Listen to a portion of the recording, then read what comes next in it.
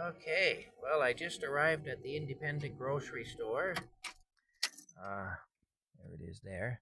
I have to go in and get a loaf of banana bread if I can, and I want to see too if they have any chicken salad now.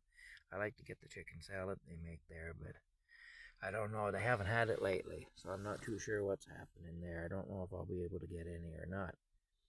But it's funny, I was sitting in the truck downtown using the Wi Fi, the bank's Wi Fi, to upload some videos and stuff. And I got to thinking about a conversation that I recall from way back in around 1982. So we're going back a little ways now. We're going back over 40 years. And for this conversation, and it was a conversation that took place in a 1966 Dodge Polara, a big white four-door sedan, 1966 Dodge Polara, um, with a red interior. It was good old 1960s car, that we had way back. Anyway, in the early 80s, it was a car we had that we drove. Anyway, the conversation has a significance to it now that it didn't have in the moment that it took place, but it has a significance now to me because I know some things now that I didn't know back then. And I'll give you a little background as to what I know now that I didn't know back then. Back then, I was unaware of a situation that my dad had to deal with when he was 12 years old in 1949. A situation where he had been sexually molested by two Catholic priests. They actually got, well, the first one got him twice. The first one molested him, and then the first one got him again, and one of his friends, who was also a priest and was also a pedophile, got him the second time. Now, I'm not saying they ganged up on him. Now, I'm not going to say that all priests are pedophiles. I don't think that's fair. I don't think that's an accurate thing to say. I think that would be to do an injustice to the priests who aren't pedophiles. But unfortunately, some priests are pedophiles. It's just how it is. There's pedophiles in all walks of life, and that includes in the priesthood. Anyway, these two Catholic priests got a hold of my dad. One of them was a fellow by the name of Father Lesage. And Father Lesage was kind of a well-known pedophile. Even back in the day, people kind of knew because he molested so many boys, He was kind of a bad outfit anyway. But he got my dad once, and then he and a friend of his got my dad a second time a week or two later. And this was in the summer of 1949. And my dad had just turned 12 at that time. Anyway, my dad tried to tell, and he wasn't believed.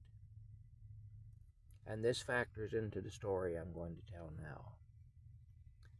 About this conversation that I remember happening and the significance that I attached to something that my dad said at the time that I didn't realize had any significance to it really when the conversation took place.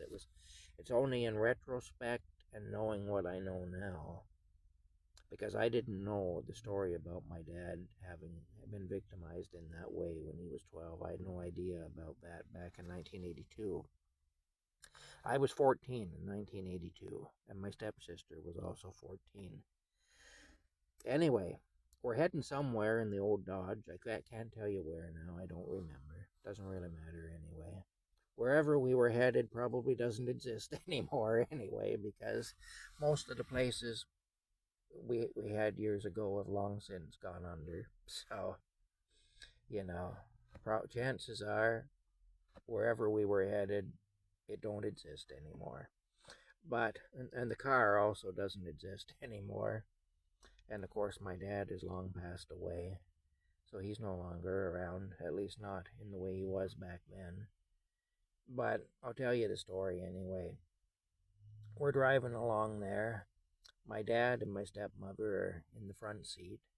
Myself and my stepsister are in the back seat. Um, my stepmother she turned around in the seat. The old cars had the bench seat. It was like a couch, in the front. My stepmother, she turned around and she looked at my stepsister sitting in the back beside me, and she started to scold her. She said to her, I know, what's going on, basically, with this boy. I know that you are encouraging him.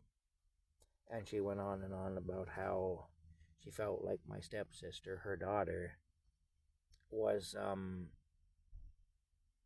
really being a bit of a tease and leading a boy on, and possibly fishing for something to take place, and that would end badly, and that she needed to stop doing that. Well, my stepsister, she responded by denying it. She said, no, I'm not doing that. And my stepmother doubled down on it. She said, yes, you are. I know you are. Like, don't tell me you're not doing it. I know what you're doing. And my stepsister again said, no, seriously, no, I'm not doing that. What you think I'm doing, I'm not doing. And they went back and forth on it, and it got to be a really heated argument. And my dad was sitting there, and I was sitting there. Neither one of us was saying anything because we knew enough not to say anything, But finally, I think my dad had had enough of it.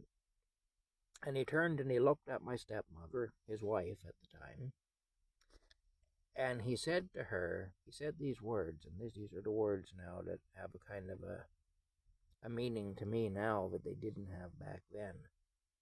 What he said to her was, it's really frustrating to be telling the truth and not to be believed. Anyway, that put an end to the fight right there when he said that. Well, like I said, I don't know if my stepsister was telling the truth or not. I don't know if my stepmother's suspicions about the situation were right or not. I honestly don't know. I don't know if my stepsister's denials were honest or if they were a cover-up for what she was really doing. I don't know if my stepmother's accusations against my stepsister were legitimate or not. I have no idea. But what I can tell you is those words that my dad said back then, that didn't really mean a whole lot to me at the time, although I remembered them all these years. When I found out what had happened to my dad and how when he tried to tell in 1949 he was not believed, those words, there's nothing more frustrating than to be telling the truth and not to be believed.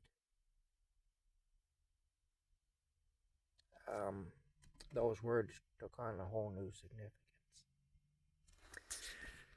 Anyway, that's it. I gotta get into the store. I do. We'll see you later.